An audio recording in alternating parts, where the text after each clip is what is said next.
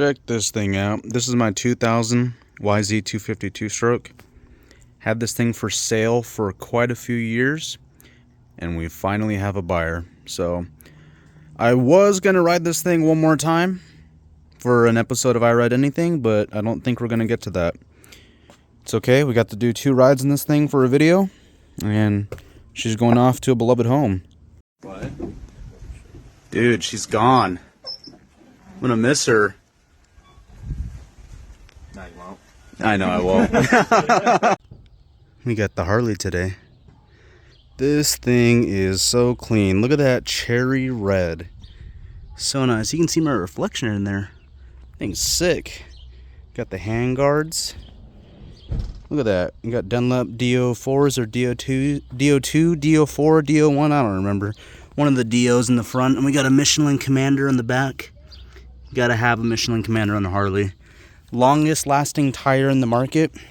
And they do not sacrifice on grip performance and even wet road performance. Oh, you got the cushiony seat. Who wants to go for a ride? You got the sissy bar in the back. Or is that a sissy bar? You call it a sissy bar or you call it a backrest? I don't really know what the difference is. Thing is clean. See how she starts.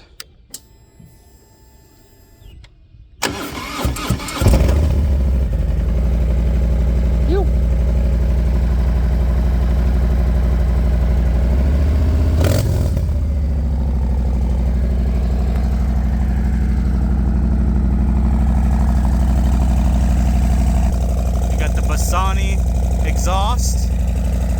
Thing sounds nice. Look at that air cleaner. That air cleaner is tricked out.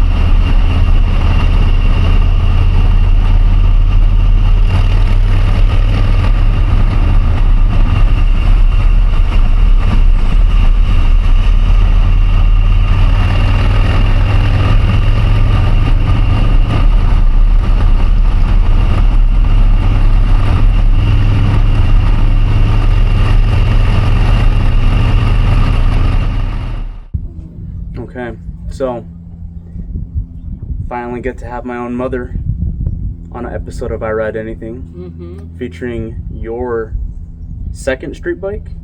Yeah. So what was your first street bike? Gladys, my Honda Shadow.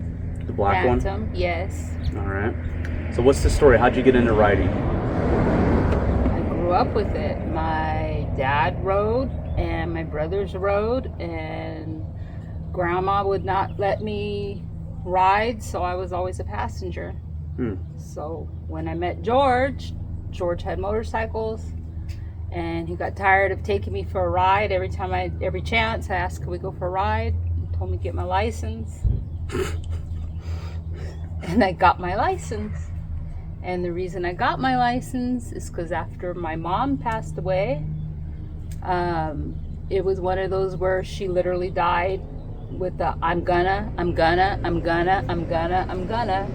she never did a lot of the things she wanted to do. And riding was always on my bucket list.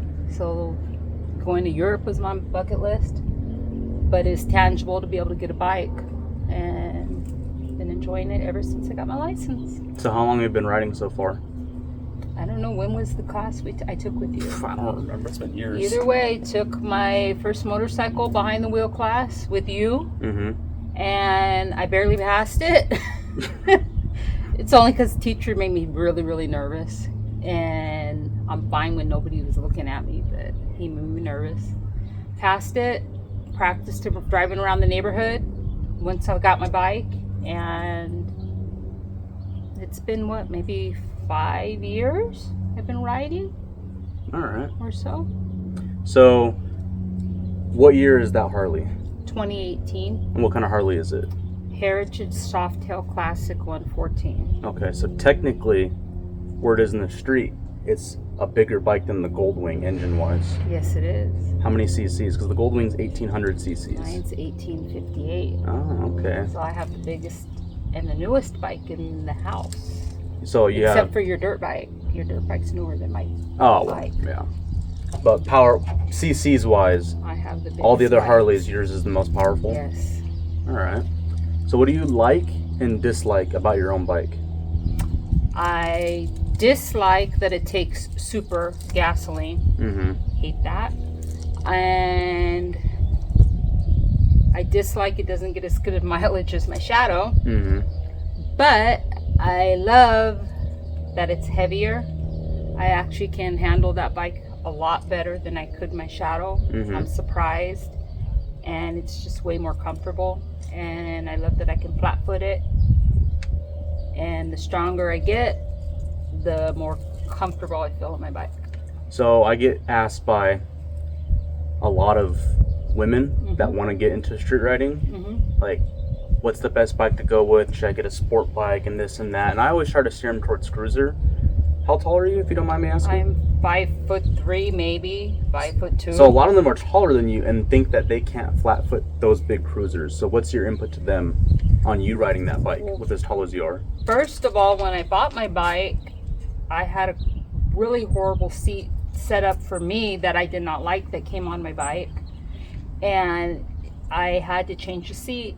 And I found that there was a seat made for my height. So there's a lot of adjustments and things that you can look up and find to customize the bike to you. And even a bigger Harley, I could have probably got a bigger one and lowered it down. But I just felt more comfortable. I thought, oh, this is heavy enough. Now riding it, I'm like, oh, a heavy bike is actually rides so much nicer and smoother. Feels more planted, huh? More glued to the ground. Yeah. Gotcha. And it's actually, I mean, it's hard if you try to first start off on it. I'm not gonna lie, my Shadow was probably the best learning experience I ever had, because to be able to keep up with you and George when you guys are riding on bigger bikes, and I was still keeping up on that little 750. That was good. It was a good learning experience, but this bike, moving into it as a second bike, I love it. I will say, I was a little skeptical about Harleys going into riding your bike. Oh yeah, you talked so much crap about my bike and about every Harley till you needed to use it. Yeah. I will say it surprised me. I genuinely thought that thing had electric shift, because that thing is by far to date the smoothest shifting motorcycle I have ever ridden. Even more so than the Goldwing, and that thing, when it wasn't having its transmission issues, was, I would say, a close second in terms of how smooth it would shift. Just so you know, I don't know if you rode it when it had the original seat, that Saddleman seat on it. I don't think so. But that seat and the original grips that I had on it, they were really knobby, so I couldn't grip very well. So every time I shifted, literally, I would, whiskey throttle? I would do that because it would push me back. And I would slide back on the whole Saddleman seat to the very back. So I could barely reach the pedals with my tippy toes. Damn. So that's one of the reasons I changed the seat and changed grips. Because I was like, every time you shift it, because you see how it shifts, it'll pull you. So let's backtrack a little bit. Motorcycle class. I already have my input that I give to people. I think it's like the most necessary thing to take that motorcycle class. Even with me, like, I have 10 plus years of riding experience. Yeah. It's not like I don't know what I'm doing when I hop on a motorcycle. And I have also, of course, the driving experience behind the wheel of a car for so many years to know what drivers are thinking before I go out there and hop on a motorcycle. What would be your input to newcomers getting into riding for the first time? Take the class. Take the class. Take the class. Because first of all, when I started wanting to ride, every single person that I spoke to that were riders for decades told me do not take the behind the wheel test at the DMV. Every one of them said that they dropped their bike or nearly dropped their bikes. And those are riders with with multi-decades of experience. Yes, been riding since they were teenagers and they're in their 50s and 60s, and said do not take the behind the wheel at the DMV. So the class gives you a lot of leeway. You use their bike, so if you drop a bike, it's going to be their bike you're going to drop, and the class counts as your behind the wheel test. So all I had to do once I passed, go to the DMV, take the written test, and they gave me my motorcycle license. I didn't even have a bike yet, but I had my license. Yep. So take the class. If I had to add on to that, I would completely agree. As you know, just don't take it in the summer. Yeah. Ooh. And they do it rain or shine, so keep that in mind.